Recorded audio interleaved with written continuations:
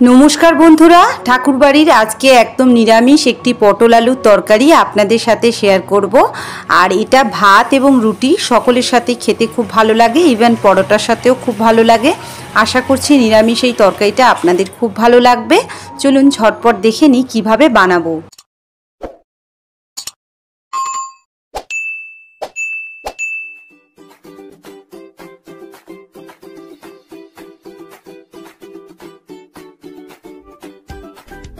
রেসিপিটা বানাবার জন্য এখানে আমি পটল নিয়ে নিয়েছি 250 গ্রাম মতন। পটলের খোসা ছাড়িয়ে পটলগুলো ছোট ছোট করে কেটে নিয়েছি। সাথে নিয়েছি আলুরও খোসা ছাড়িয়ে নিয়েছি। এখানে 3টে মিডিয়াম সাইজের আলু নিয়েছি আর আলুগুলো ছোট ছোট করে কেটে নিয়েছি। কড়াইতে দিয়ে দিচ্ছি 1.5 টেবিল চামচ মতন সর্ষের তেল। তেলটা ভালো মতন গরম করে নেব। সর্ষের তেলটা গরম হয়ে যাওয়ার পর এখানে আমি দিয়ে দিচ্ছি 1.5 টিস্পুন মতন ঘি। ঘিটা মেল্ট হয়ে গেছে। এবার আমি এর মধ্যে দিয়ে দিচ্ছি ফোড়নের জন্য 2টো তেজপাতা, যেটা আমি মাঝখান থেকে চিড়ে ব্যবহার করেছি। আর সাথে দিচ্ছি 1 টিস্পুন মতন গোটা জিরে। গ্যাসের আঁচটা হালকা রেখে এটা একটু নাড়াচাড়া করে নিলাম। তারপর আমি যে আলু এবং পটলটা কেটে রেখেছিলাম সেই আলু পটলটা একসাথে দিয়ে দিচ্ছি।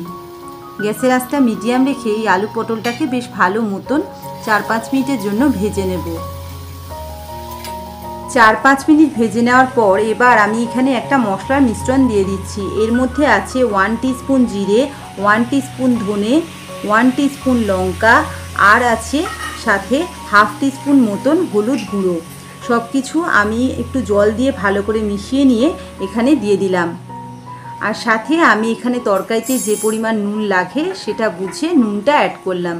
গ্যাসের আঁচটা হালকা রেখে মশলার সাথে আমি এই পটল এবং আলুটাকে বেশ ভালো মতন কষিয়ে নেব, যাতে মশলার কাঁচা গন্ধটা চলে যায় আর তরকারিটাও মশলার সাথে ভালো মতন ভাজা হয়ে যায়।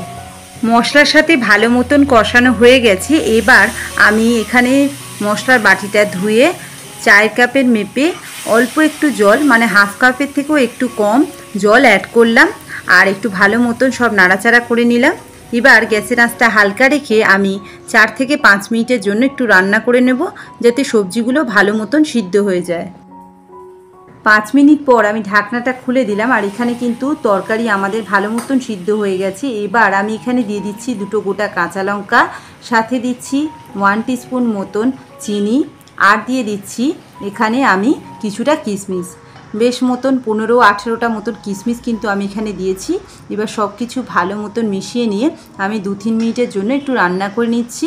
এই সময় গ্যাসের আঁচটা একদম হালকা রেখেছি। এবার এখানে তরকারিটা কিন্তু একদম রেডি হয়ে গেছে। আর নামাবার ঠিক আগে আমি এখানে দিয়ে দিচ্ছি 1 টিস্পুন মতন ঘি, আর সাথে দিচ্ছি 1/2 টিস্পুনের থেকেও কম গরম মশলা গুঁড়ো।